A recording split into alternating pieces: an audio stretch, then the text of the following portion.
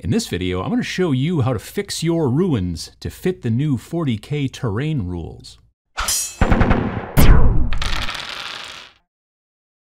All the core rules for the new 10th edition of Warhammer 40,000 are now available for free download, and if you're interested in 40K or Combat Patrol like I am, you've probably already looked them over and tried to discover differences between this edition and the past edition, or whatever was the last edition that you've played, of course. And I'm going to focus on one of those things that caught my eye, the new terrain rules. In this case specifically, ruins.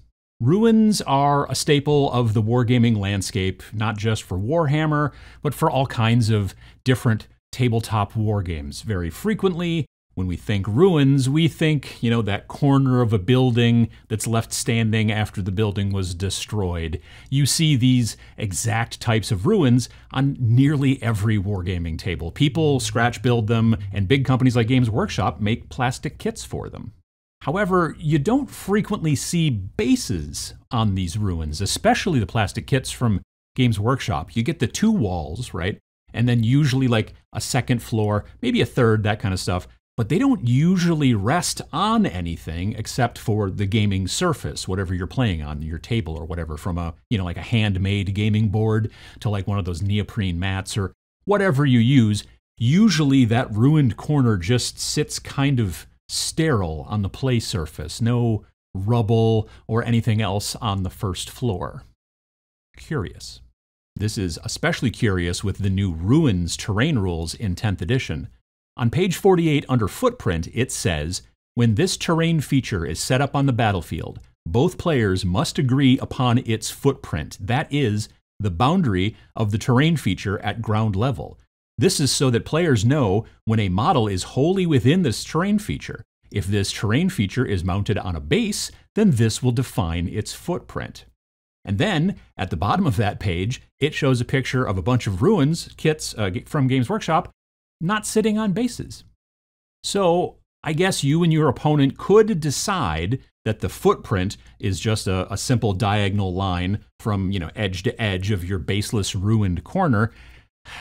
But that's frankly not fun. Also, it can cause some, we'll say, discussions when trying to determine whether your opponent's model is actually wholly within the footprint or not. So why not fix this problem and make your ruins look better? Let's put them on bases.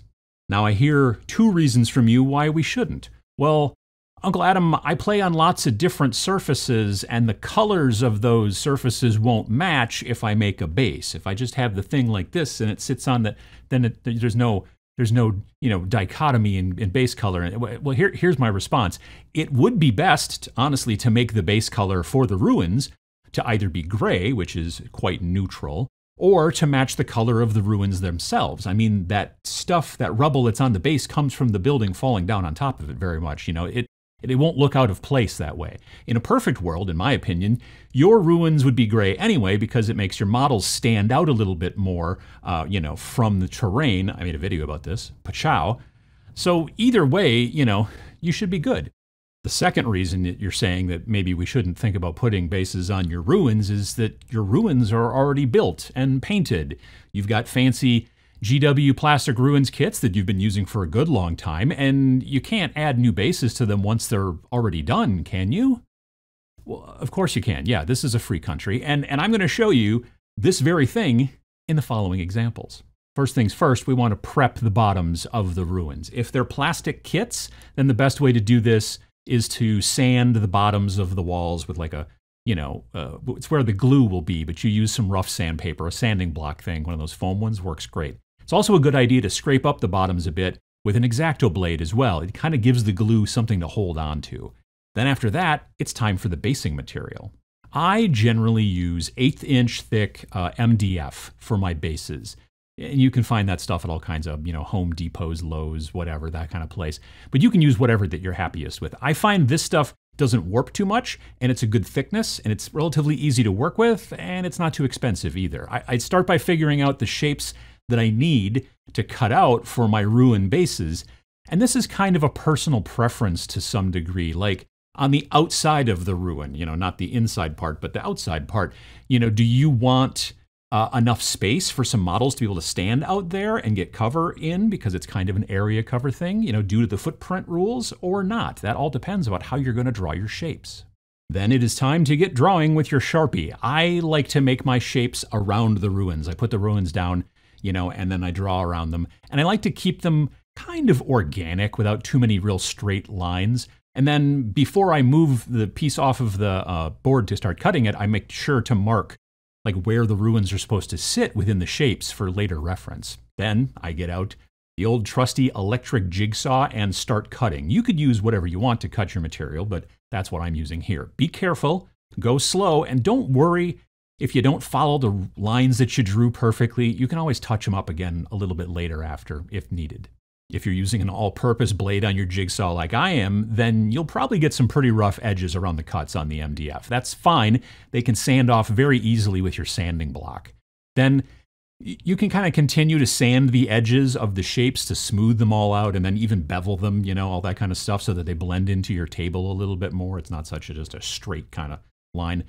And if you're going to do that, if you have one, use a Dremel because this will speed up that process greatly. I mean, really greatly. Dremel tools are awesome, but you should probably wear a mask while you're using it because there's going to be a lot of dust from the MDF. Once your shapes are shaped for your bases, it's time to glue. I generally use CA glue, cyanoacrylate, or like super glue. It's also kind of the same thing to glue these types of kits to MDF. It works really great because it soaks in a little bit into the MDF to make a stronger, seal. Plus, we added the texture to the plastic bottom parts earlier, as I mentioned, to also help the glue kind of hold onto the plastic better as well. You can't use plastic cement in this situation because it won't stick to the MDF, I don't think.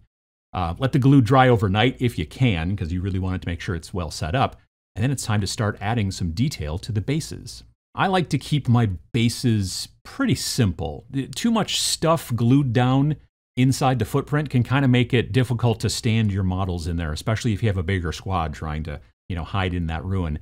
No one likes to see their models like fall over too much and maybe potentially chip the paint and all that. So I like to make the bases a little bit more playable and a little bit less realistic collapsed building rubble, if you know what I mean. I assume these buildings have been ruins for a good long time and stuff has been swept away or scavenged or whatever around the bases. So the ground floors are a little bit more clear in my mind.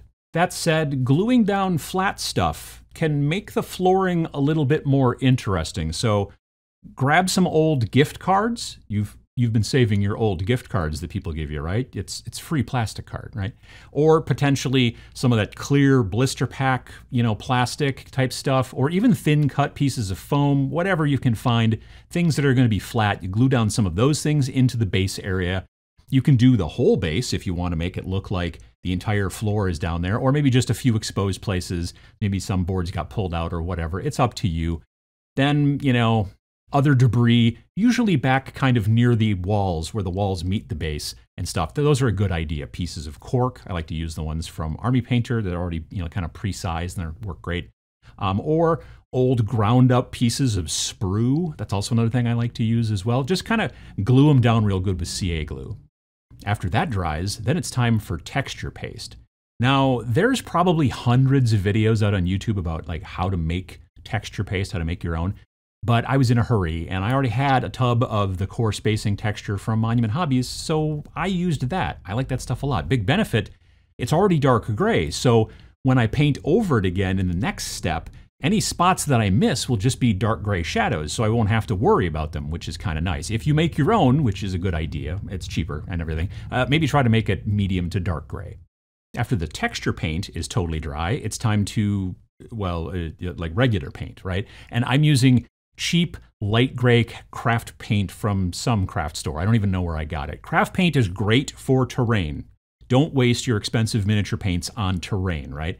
I'm using light gray here because after it's done and dry, then I'm going to put dark wash over it to darken it back down a bit. I'm using Army Painter dark tone here. And though I did just say to not use your expensive miniature paint on terrain, Army Painter is actually quite reasonably priced, and number two, it's pretty awesome.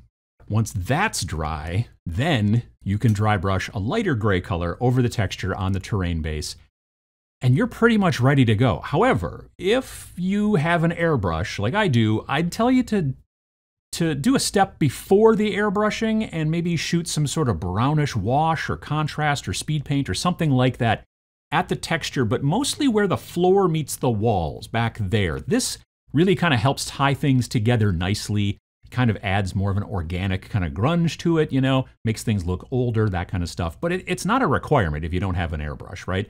If you'd like me to make a video about weathering terrain easily with an airbrush, let me know in the comments below. Having a sturdy base with debris and texture on your ruins really helps to sell the overall look of the ruins. They become far less sterile looking, and with the new edition of Warhammer 40,000, it becomes that footprint that they reference in the rules and stops potential fights about whether models are in the ruins or not in the ruins before they even start. Probably. I hope you found this video helpful, and I hope it makes your tabletop look better. If you liked it, it'd help me and the channel out if you hit the little like button down below. It kind of spreads the word out to more wargamers on YouTube. If you're interested in more videos, please subscribe if you haven't, to hear more every single week. Thanks for watching.